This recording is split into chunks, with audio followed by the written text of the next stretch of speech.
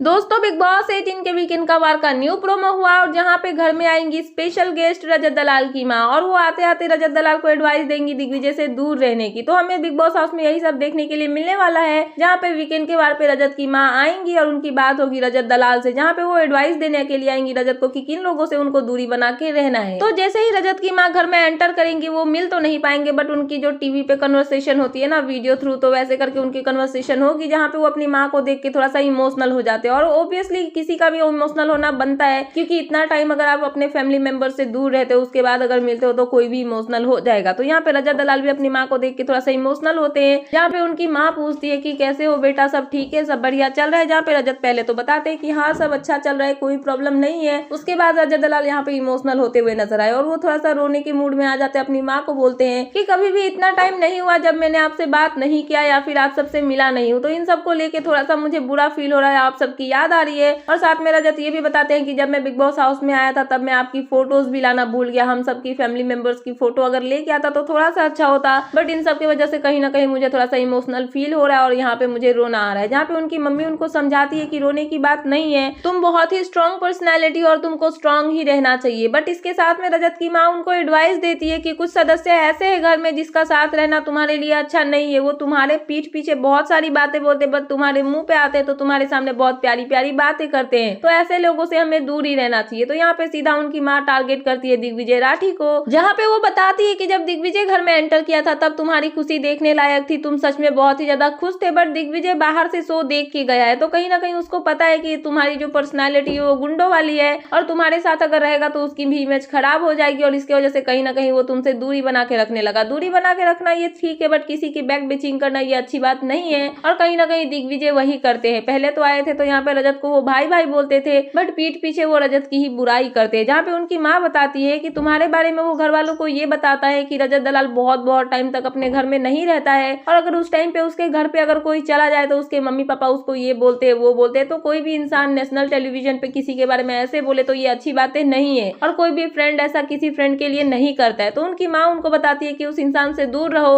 वो तुम्हारे लिए अच्छा नहीं है, वो तुम्हारा भला कभी नहीं चाहेगा, तुम्हारा बुरा ही सोचेगा। जहाँ पे रजत दलाल इन सब बातों पे अपनी माँ को रिप्लाई देते हैं और वो बताते हैं कि हाँ मुझे पता है, जब वो घर में आया था तब मैं बहुत ही ज्यादा खुश था, क्योंकि मुझे लगा था कि कोई मेरा अपना आया और मैं दिल से उसको अपना भाई मानता था। पर जैसे ही मुझे पता चला कि वो मुझे धोखा दे रहा है या फिर वो मुझे भाई नहीं मानता है, तब तो मुझे थोड़ा सा हर्ट हुआ था, बट उसी टाइम से मैंने उससे दूरी बना के रखने की कोशिश कर ली। जहाँ पे उनकी माँ बोलती है कि हाँ सही किया और उससे दूर ही रहना। तो रजत दलाल जो है अपनी माँ की बातों को कंसीडर करते हैं और वो बोलते हुए नजर आते हैं कि अब वो दिग्विजय के साथ में नहीं रहेंगे। तो अब देखना इंटरेस्टिंग होगा कि जब रजत की माँ ने आके उनको समझाया कि कैसे उनको गेम खेलना चाहिए या फिर किसके साथ रहना चाहिए, किससे दूरी बना के रखना चाहिए, उसके बाद इनके गेम प्लान में क्या चेंजेस आते हैं, इनकी गेम स्ट्रेटेजी क्या होती है और ये अपने गेम का समीकरण कैसे बदलते हैं। फिलहाल ये थी लेटेस्ट अपडेट, तो मैंने सोचा कि आपको अपडेट कर दूं। तो क्या है आपका इन सब पे कहना, प्लीज मुझे कमेंट सेक्शन में कमेंट करके बताना है। ऐसे ही लेटेस्ट अपडेट पाने के लिए प्लीज मेरे चैनल को सब्सक्राइब करना एंड बेल आइकन प्रेस करना, ताकि मेरे आने वाले सारे वीडियोस के नोटिफिकेशन आपके पास टाइम पे पहुंचते रहे। सो मिलता है नेक्स्ट वीडियो में। So thanks for watching and bye bye.